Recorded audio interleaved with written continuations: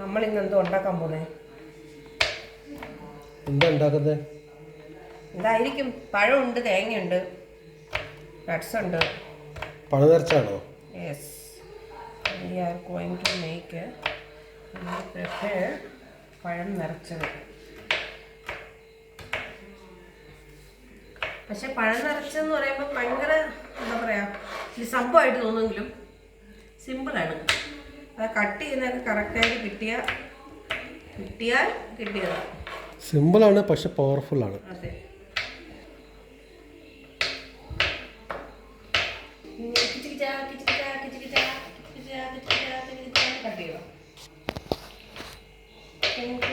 നമുക്കിപ്പോൾ നട്ട്സ് ചോപ്പ് ചെയ്യണമെന്ന് വെച്ചോ, നമുക്ക് നമ്മുടെ കയ്യിൽ വേറെ അതിനുള്ള ഉപകരണങ്ങളൊന്നുമില്ല. നമ്മുടെ കത്തി വെച്ച് തന്നെ നമ്മൾ കട്ട് ചെയ്യുന്ന വെച്ചോ, നമ്മൾ ഇങ്ങനെ പിടിച്ചിട്ട് ഇങ്ങനെ കട്ട് ചെയ്താൽ ഇത് തെറിച്ച് പോകാൻ ഭയങ്കര ചാൻസ് കൂടുതലാണ്. കണ്ടോ, അങ്ങോട്ട് പോകും.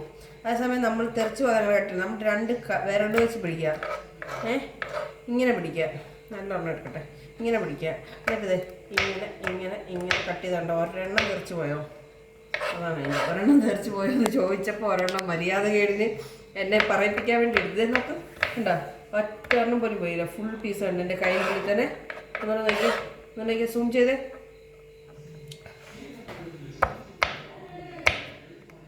കേട്ടോ, അതിനകത്തിൽ തന്നെ ഫുള്ളായിട്ട് വരും. അങ്ങനെ അപ്പോൾ നമുക്ക് അത് കട്ട് ചെയ്യേണ്ട പീസിനെ പിടിച്ചിട്ട് ഇങ്ങനെ രണ്ട് കൈ കൊണ്ടൊന്ന് പിടിച്ചിട്ട് ഇങ്ങനെ കട്ട് ചെയ്താൽ സൂപ്പറായിട്ട് പരിപാടി നടക്കും. കണ്ടോ, എത്ര നിസ്സാരം, എത്ര ലളിതം, എത്ര സുന്ദരം. പിന്നെ നമ്മൾ പഴം നിറച്ചതൊക്കെ ഉണ്ടാക്കുമ്പോൾ ഞാൻ കണ്ടിട്ടുണ്ട് കുറേ പേര് ഈ എന്താ നമ്മുടെ റൈസിൻസ്, ഉണക്കമുന്തിരിനെയൊക്കെ ഫുള്ളായിട്ടേ ഇടുന്നത്. അതിനേക്കാൾ നല്ല നമ്മളെപ്പോഴും ഒന്ന് ചെറുതാണേക്കോട്ടെ വലുതാക്കി. ഇതിപ്പോൾ അത്യാവശ്യം വലിപ്പമുള്ള മുന്തിരിയാണ്.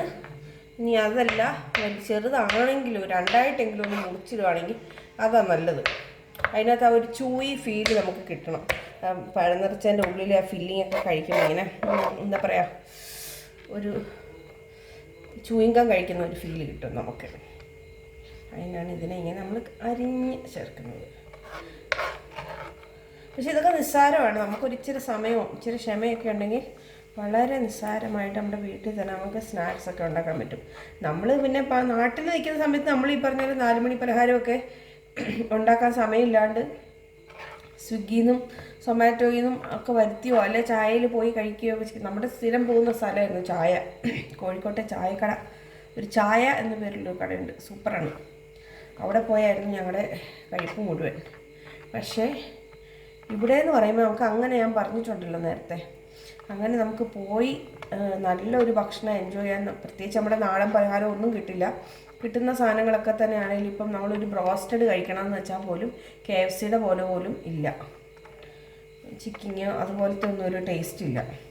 അപ്പം നമ്മളെന്താ ചെയ്യുക, നമുക്ക് എന്തെങ്കിലുമൊക്കെ ഇതുപോലെ കഴിക്കാൻ തോന്നുമ്പോൾ നമ്മുടെ വീട്ടിൽ തന്നെ ഉണ്ടാക്കി കഴിക്കുക. അപ്പം നമുക്ക് നേന്ത്രപ്പഴം ഇവിടെ എപ്പോഴും കിട്ടില്ല, ചില സ്ഥലങ്ങളിലൊക്കെ എപ്പോഴും കിട്ടും.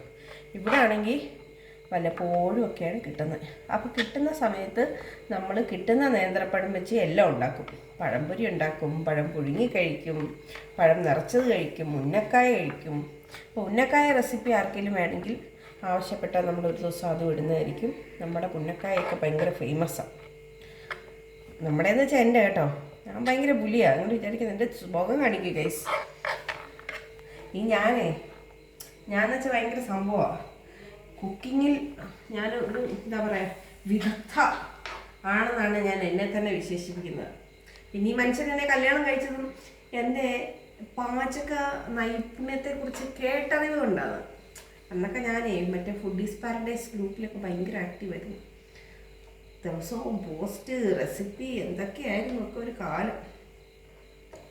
അന്ന് മുതലേ നമുക്ക് നമ്മുടേതായ ഒരു ഫാൻ ഫോളോവിങ് ഉണ്ട് കേട്ടോ. ഞാൻ ചില്ലറക്കാരിയൊന്നുമല്ല, നിങ്ങൾ വിചാരിക്കുന്നവരൊന്നുമില്ല. അപ്പോൾ അങ്ങനെ ഇയാളെന്നെ ശരിക്കും മുതലെടുക്കുമല്ലേ എന്ന് ചില സമയത്ത് എനിക്ക് തോന്നാറുണ്ട് ഗൈസ്. ഈ ആഫ്രിക്കയിൽ ഈ കാട്ടിലൊന്നും കിട്ടാത്ത കാട്ടിൽ എന്നെപ്പോലെ മിടുക്കിയായ ഒരു പെൺകുട്ടിനെ കൊണ്ടുവന്ന് ഇയാളുടെ അടുക്കളയിലെ സാധനങ്ങൾ ഇയാൾക്ക് ഉണ്ടാക്കി കഴിപ്പിക്കാൻ വേണ്ടി കൊണ്ടുവന്നാണോ എന്ന് വരെ ഞാൻ സംശയിക്കുന്നു. അല്ലേ തുറന്നു പറ, സത്യം പറ. ഒരിക്കലല്ല. പിന്നെ അപ്പം എന്നാ അത് ഉണ്ടാക്കണ്ടല്ലോ, വേറെ ആരെയും വിളിച്ചുണ്ടാക്കി. പിന്നെ വിശക്കുമ്പോൾ പിന്നെ കഴിക്കണ്ടേ? അപ്പം പറ, എന്തായിരുന്നു ഇതിൻ്റെ പിന്നിലുള്ള ഉദ്ദേശം? കാര്യം മാട്രിമോണി വഴി വരുന്ന ആലോചനയാണേലും എനിക്ക് വലിയ ഇൻട്രസ്റ്റ് ഇല്ലായിരുന്നു ഗൈസ്. ഞാനാണെങ്കിൽ വീട്ടിൽ പറഞ്ഞു വേണ്ട, ശരിയാവത്തില്ല എന്നൊക്കെ. ആഫ്രിക്കയല്ലേ, ആഫ്രിക്ക എന്ന് കേട്ടപ്പോഴേ ജീവനം കൊണ്ട് തിരിച്ചോടിയ ഞാൻ സമ്മതിച്ചില്ല. പക്ഷെ എനിക്കിപ്പോഴാണ് ഗൈസ് മനസ്സിലായത്, എന്നെ കൊണ്ട് ഇവിടെ അടുക്കളയിലിട്ട് ഈ ഇവിടുത്തെ ആഫ്രിക്കൻ അടുക്കളയിലെ തീയും പുകയും കൊള്ളിച്ചെന്നെ കഷ്ടപ്പെടുത്താൻ കൊണ്ടുവന്നത്. മമ്മി ഇങ്ങോട്ട് നീങ്ങിക്കൂ, വരും മമ്മി. മമ്മിക്ക് എന്താ പറയാനുള്ളത് ഇതിനെക്കുറിച്ച്? മമ്മി വീഡിയോയിലില്ല, ഓഡിയോയിലേ ഉള്ളത്. പറ, മമ്മിക്ക് എന്താ ഇതിനെക്കുറിച്ച് പറയാനുള്ളത്? മമ്മിയുടെ മോൻ എന്നെ ഇവിടെ കൊണ്ടുവന്ന് എന്നെ ഈ ഇവിടുത്തെ അടുക്കളയിലെ തീയും പുകയും കൊള്ളിക്കാൻ വേണ്ടി കൊണ്ടുവന്നല്ലേ മനഃപൂർവ്വം?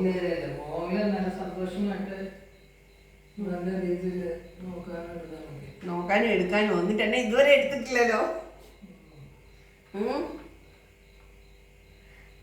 ആണ് കേസ്, എൻ്റെ ഹസ്ബൻഡ് എന്നെ നല്ല പൊന്നു പോലെയാണ് നോക്കുന്നത്. ഞാൻ തിരിച്ചു. മമ്മിയാണെങ്കിലും ഞങ്ങളെ പൊന്നു പോലെയാണ് നോക്കുന്നത്. ഞങ്ങൾ എന്തെങ്കിലുമൊക്കെ പറഞ്ഞാൽ അപ്പം തന്നെ മമ്മി ഉണ്ടാക്കി തരും. ബട്ട് എനിക്ക് കുക്കിംഗ് ഒരു ഭയങ്കര ഇതാ ഗൈസ്. എന്തെങ്കിലും ആരും വേണം, കഴിക്കാൻ ആഗ്രഹം തോന്നുന്നൊക്കെ പറഞ്ഞു കഴിഞ്ഞാൽ എൻ്റെ ഉള്ളിൽ കിടക്കുന്ന നാഗവലി പെട്ടെന്ന് അങ്ങ് ഉണരും. പിന്നെ ഒരു പയറ്റലാക്കിച്ച് നല്ല മൂടാണെങ്കിൽ കോക്കനട്ട് ഇത് മതിയോ എന്നാണ് ഞാൻ ആലോചിക്കുന്നത്.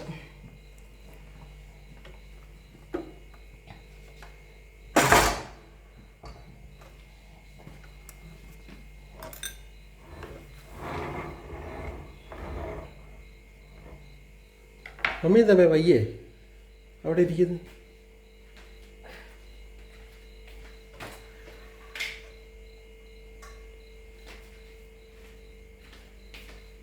മമ്മി ഇതെപ്പോഴും റെഡി ആവും എന്നുള്ള ചിന്താഭാരം.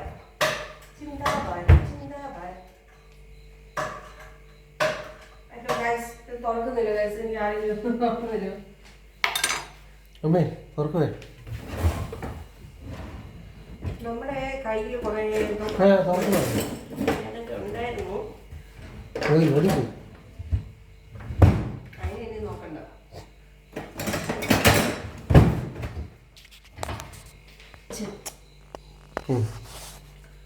ഞാൻ സ്ക്രൂ ഡ്രൈവർ വെച്ച് തുറന്നല്ലോ. ഇല്ല ഗൈസ്, നോക്കട്ടെ ഗൈസ്. യെസ്. ഓ ഇവിടെയൊക്കെ അല്ല, ഇതിനകത്ത് പിന്നെ ഇത് വെച്ചേക്കുന്നില്ലേ, കാണാതിരിക്കാനായിരിക്കുമല്ലേ? പക്ഷെ ഒരാവശ്യമില്ലായിരുന്നു. അപ്പം നമുക്കൊരു ജോലിയല്ലേ ഗൈസ്. ഭയങ്കര ലൂസാണ്.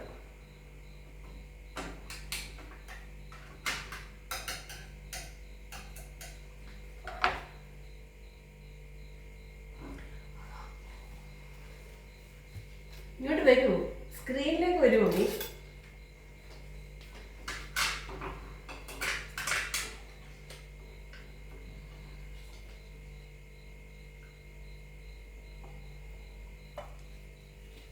ഒരു 1.5 ടീസ്പൂൺ, ടേബിൾ സ്പൂണായിട്ട് കൂട്ടാൻ പറ്റില്ല, കാരണം ഇത് നിറച്ച് ഞാൻ എടുത്തിട്ടില്ല. തന്നെയല്ല ഇത് ടേബിൾ സ്പൂണിൻ്റെ സ്പൂൺ അല്ലതാണ്.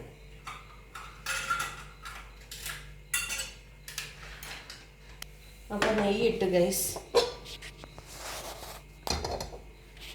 നെയ്യിട്ട് കഴിയുമ്പോൾ കുഴപ്പമില്ല. നെയ്യിട്ട് കഴിയുമ്പോൾ നമ്മൾ ആദ്യമേ നമ്മുടെ നട്ട്സ് അങ്ങോട്ട് ഇട്ട് കൊടുക്കാം.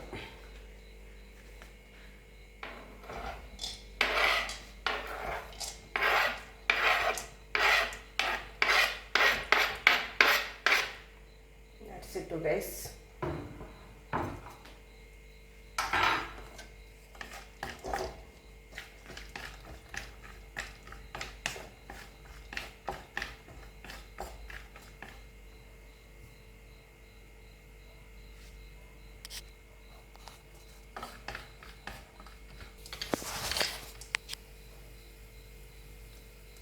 നമ്മുടെ കിസ്മിസും അതൊന്ന് ചെറുതായിട്ടൊന്ന് ഫ്രൈ ആയിട്ട് തന്നെ നമ്മൾ കിസ്മിസ് ഇട്ട്, എന്നാലേ കിസ്മിസ് ഒന്ന് ബോൾ പോരാത്തുള്ളൂ. ചെയ്യാലോ മോനെന്താ നോക്കുന്ന അവിടെ?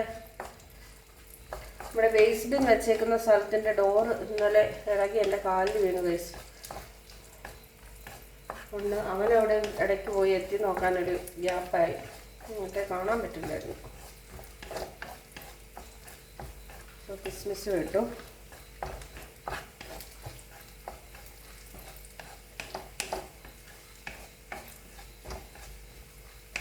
അപ്പോൾ കിസ്മിസൊക്കെ ഒന്ന് ബോള് പോലായി.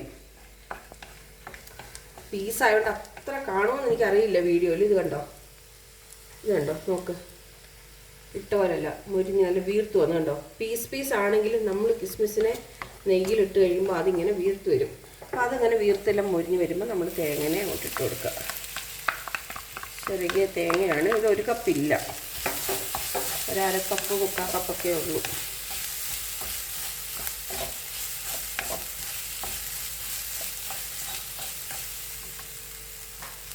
തികയുമോ എന്ന് എനിക്ക് സംശയമാണ്. ഞാൻ കുറച്ച് തേങ്ങയും കിട്ടുക.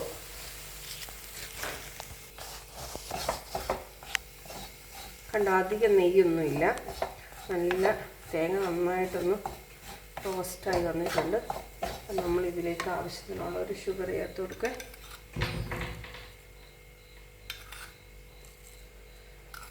ഞാൻ എടുത്ത് വെച്ചാണ്, ഇത് 3 സ്പൂണാണ്. അത് ചേർത്ത് കൊടുത്തു. പഴത്തിന് അത്യാവശ്യം നല്ല മധുരമുള്ള പഴമാണ്. അത് ചേർത്ത് കൊടുത്തു. ഇനി അതിനകത്തേക്ക് നമ്മൾ ഏലക്കാപ്പൊടി, ഞാൻ ഷുഗറും കൂടെ ചേർത്തിട്ട് പൊടിച്ച് വെച്ചേക്കുന്നതുകൊണ്ട് കുറച്ച് ക്വാണ്ടിറ്റി ഇട്ടെങ്കിലേ ഉണ്ടാവുള്ളൂ. അതുകൊണ്ട് ഞാൻ 1 സ്പൂൺ ഫുള്ളിട്ടു. ഇനി ഏലക്ക മാത്രമായിട്ട് പൊടിച്ച് വെച്ചേക്കുന്നതാണെങ്കിൽ ഒരു 1/4 ടീസ്പൂണോ 1 ടീസ്പൂണോ ഒക്കെ മതി.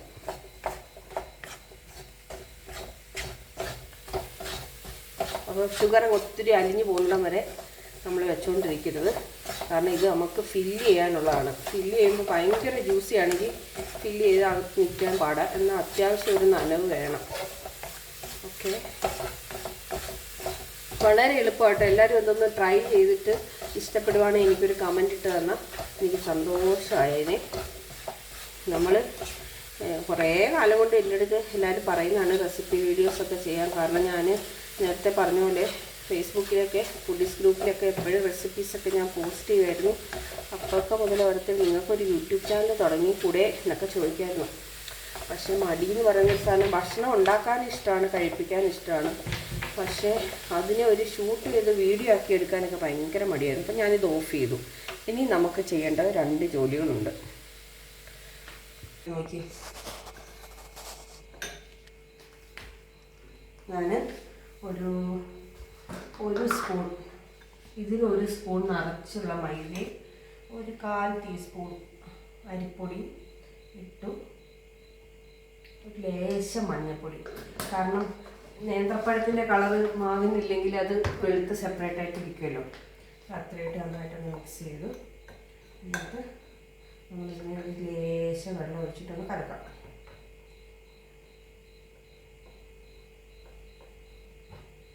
കുറേശ്ശെ വെള്ളം ആഡ് ചെയ്ത് കൊടുത്താൽ മതി. ഒറ്റയടിക്ക് കുറേ വെള്ളം ഒഴിക്കരുത്. നല്ല ടൈറ്റായിട്ടിരിക്കണം. അത് കുഴഞ്ഞ് ഇരുന്നാൽ മതി. ഒത്തിരി എങ്ങനെ ലൂസാവണ്ട.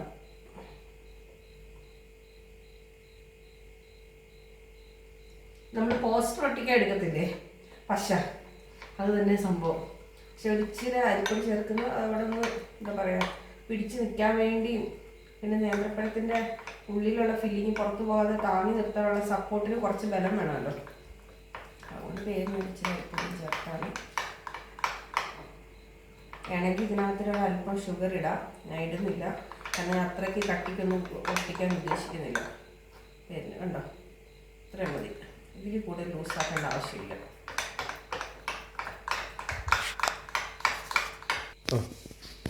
പഴം എപ്പോഴും നമുക്ക് അധികം നീളമില്ലാത്തത് കണ്ടോ, ഇത്രയേ ഉള്ളൂ. കുഞ്ഞി ചെറിയ പഴം, കുറച്ച് ഉരുണ്ട പഴം കിട്ടിയാൽ അതാണ് നല്ലത്. ഇത് അത്ര ഉരുണ്ട പഴമല്ലേ. എന്നിട്ട് നമ്മളിവിടെ ഈ ഭാഗം ഇങ്ങനെ ഉള്ളിൽ കൂടെ കയറ്റി നന്നായിട്ട് ഇങ്ങോട്ട് സൂം ചെയ്ത് കാണിച്ചാൽ നന്നാവും. ഇങ്ങനെ ആക്കി കൊടുക്കുക. ഇങ്ങനൊരു ഹോളിടും. ഇത് കണ്ടോ. എന്നിട്ട് അതിലേക്ക് നമ്മൾ ഫില്ല് ചെയ്ത് കൊടുക്കണം. ഒരു സ്പൂൺ എടുത്തിട്ട് ഈ മിക്സ് കുറേശ്ശെ ഇങ്ങനെ എടുക്കുക, ഉള്ളിലേക്ക് ഇട്ട് കൊടുക്കുക. എന്നിട്ട് ഇങ്ങനെ ഇങ്ങനെ ഇങ്ങനെ വെച്ച് കൊടുക്കുക. നന്നായിട്ട് വെച്ച് കൊടുക്കുക. കണ്ടോ, സെറ്റാണ്. ആ പഴം നിറഞ്ഞു. ഒത്തിരി അങ്ങ് നിറച്ച് കഴിഞ്ഞാൽ പുറത്തേക്ക് ചാടി വരാനുള്ള ചാൻസ് ഉണ്ട്. അപ്പം നമ്മൾ എന്ത് ചെയ്യും, ഒരുപാട് നിറയ്ക്കത്തില്ല. ഇത്രയും വെച്ചിട്ട് നല്ല നീറ്റായിട്ട് അതിൻ്റെ തുറന്നിരിക്കുന്ന അങ്ങ് അടച്ചു കൊടുക്കണം. അതിന് നമ്മൾ പശ എടുത്ത് വെച്ചിട്ടുണ്ട്. ആ പശ ഇച്ചിരി മേളിലേക്ക് ഇങ്ങനെ ഇട്ട് കൊടുക്കുക. കണ്ടോ, സെറ്റല്ലേ? നോക്കിയേ എന്ത് ഭംഗിയാന്ന് നോക്കിയേ. നല്ല നീറ്റായിട്ട് വന്നു. ഒട്ടും എക്സ്ട്രാ ആയിട്ട് മാവിരിക്കുകയോ അങ്ങനെയൊന്നുമില്ല. കറക്റ്റായിട്ട് വെച്ചാൽ മതി. നമ്മൾ കുറേ അങ്ങോട്ട് അവിടെ ഇങ്ങനെ ഒരു ബജി പോലെ ആക്കി വെക്കേണ്ട ആവശ്യമൊന്നുമില്ല. അടിയിൽ കുറച്ചൊന്ന് ചിലപ്പോൾ നമ്മൾ എടുക്കുമ്പോൾ വിട്ട് വരും. അങ്ങനെ വിട്ട് വന്ന ഗ്യാപ്പുണ്ട്, തേങ്ങ പോകാൻ ചാൻസ് ഉണ്ടെങ്കിൽ മെല്ലെ അവിടെ ഒന്ന് ഇട്ടിച്ചു കൊടുക്കാം. ഇതാണ് ഇതിൻ്റെ പരിപാടി. കണ്ടോ, പിന്നെ ഓരോന്നോരോന്നായിട്ട് ചെയ്യാം. അപ്പം ഇങ്ങനെ ഇങ്ങോട്ട് വാ, ഇട്ടൊന്ന് കാണിക്കുക. ഇങ്ങനെ പിടിക്കുക പഴത്തിന്. എന്നിട്ട് ഇങ്ങനെ ഒത്തിരി ഉള്ളിലങ്ങ് എത്തി കീറിപ്പോകാണ്ട് ഇങ്ങനെ ആക്കുക. എന്നിട്ട് അതിനെ ഇങ്ങനെ വേണമെങ്കിൽ ഒരു സ്പൂണിൻ്റെ സഹായത്തോടു കൂടി ഇങ്ങനെ അങ്ങോട്ട് വിടർത്താം. വിടർന്ന് വരും അത്. കണ്ടോ, ഇങ്ങനെ വിടർത്തിയെടുക്കുക. എന്നിട്ട് അതിനകത്തേക്ക് നിറച്ച് കൊടുക്കാം. നമ്മളിങ്ങനെ ഈ ഒരു സൈഡ് ചെയ്യുന്നതിൻ്റെ കാര്യം ഞാൻ പറഞ്ഞുതരാം, എന്തുകൊണ്ടാണ് അങ്ങനെ ചെയ്യുന്നതെന്ന്.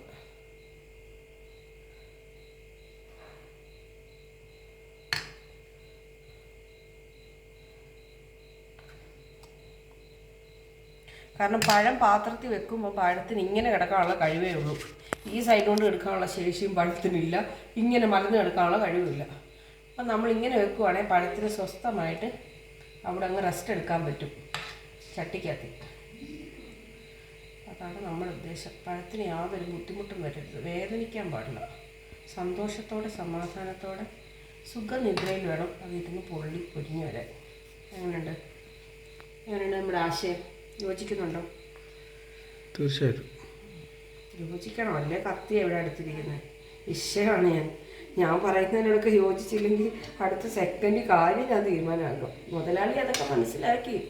കൊല്ലം കുറച്ചായില്ലേ ഇപ്പം നമ്മൾ കൂടിയിട്ട്. എന്നിട്ടിത് ഇങ്ങനെ പശയെടുക്കുന്ന ഒട്ടിക്കുന്നത്. അപ്പം ഞാൻ എല്ലാം അങ്ങനെ നാക്കിയിട്ട് വരാം കേട്ടോ. ഇനി ലാസ്റ്റ് ഒരെണ്ണം കൂടെ വെക്കുന്ന കാണിക്കാം. അതുവരെ ഞാൻ പടപടയും ചെയ്യട്ടെ.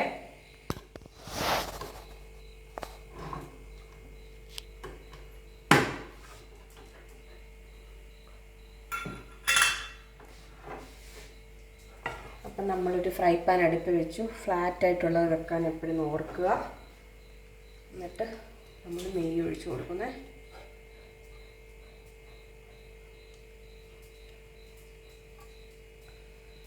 ഒരു 2 സ്പൂൺ മതി.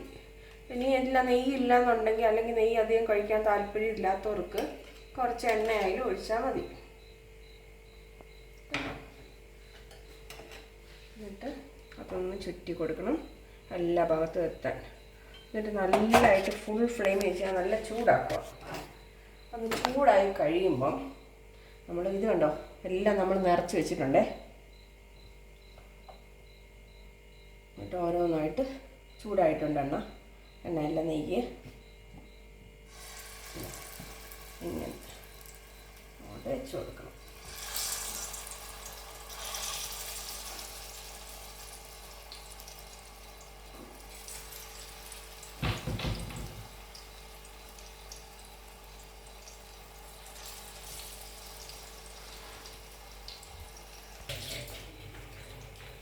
കഴിഞ്ഞോ ഗൈസ്? നമ്മുടെ പ്ലേറ്റ് ഒരു അക്ഷയപാത്രമാണ് കേട്ടോ. ഞാനിവിടെ 4 ഇട്ടപ്പോൾ അവിടെ 4 തിരിച്ചു വന്നു. ആയിട്ടുണ്ടോ? ഹോ വായ് എന്തായാലും വന്നു. അപ്പം നമുക്ക് പൊരിച്ച് കാണിക്കാം. ഇങ്ങനെ നന്നായിട്ട് പഴം വേവണമെന്നുണ്ടെങ്കിൽ കുറച്ച് തീയൊക്കെ ഒന്ന് കുറച്ച് വെച്ചാലേ വേവുള്ളൂ. പിന്നെ വേണമെങ്കിൽ ഒന്ന് അടച്ച് വെച്ചാൽ അപ്പോൾ പ്രശ്നം വെച്ചാൽ ആവി വരും. അല്ലെങ്കിൽ അടച്ച് വെച്ചാൽ കുറച്ച് പെട്ടെന്ന് വേവും. പക്ഷെ അപ്പോൾ ആവി വെള്ളം കൂടെ അതിനകത്തിട്ട് ഇറങ്ങും. അതുകൊണ്ട് നമുക്ക് ക്ഷമയോടെ മെല്ലെ അങ്ങോട്ട് വേവിക്കാം. അതല്ലേ ഉള്ളിപ്പോൾ വഴി. അടച്ചിടേ.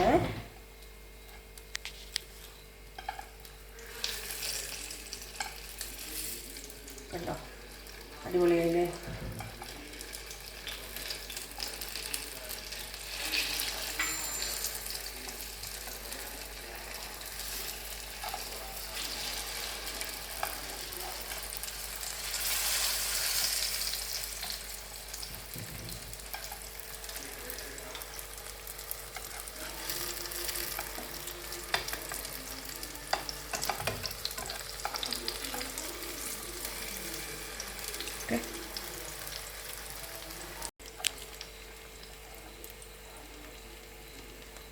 നമ്മളിങ്ങനെ ഇതിനെ ചരിച്ചൊക്കെ ഒന്ന് ഇട്ട് കൊടുക്കുമ്പോഴേ ആ രണ്ട് സൈഡും ഒന്ന് വെന്ത് കിട്ടും നന്നായിട്ട്.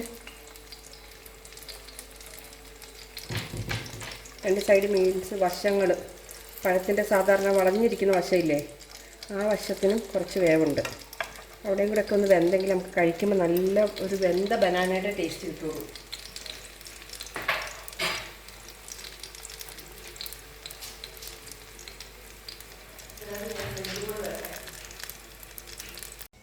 അപ്പം നമുക്ക് ടേസ്റ്റ് ചെയ്ത് നോക്കിയാലോ. ഇങ്ങോട്ട് വന്നേ, അടുത്തേക്ക് വന്നേ. ആ ഫില്ലിംഗ് ഒക്കെ ഒന്ന് കാണിച്ചു കൊടുത്തേ. രണ്ടോ അതിനകത്തിരിക്കുന്ന കണ്ടോ സംഭവം പൊളിയായിട്ട് ഒന്നും പൊട്ടാതെ നല്ല കറക്റ്റായിട്ട് നമുക്ക് കിട്ടിയിട്ടുണ്ട്. ഇനി ജസ്റ്റ് ഒന്ന് കഴിച്ച് കാണിക്കാമേ.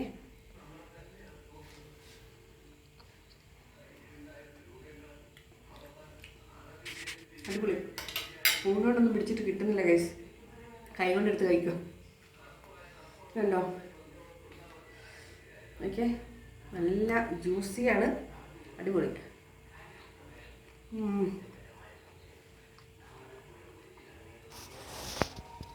കിട്ടി സാധനം,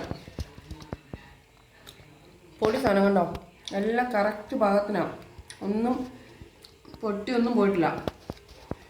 അപ്പോൾ ശരി, ഓക്കെ ബൈ, സ്റ്റേ ട്യൂൺഡ്.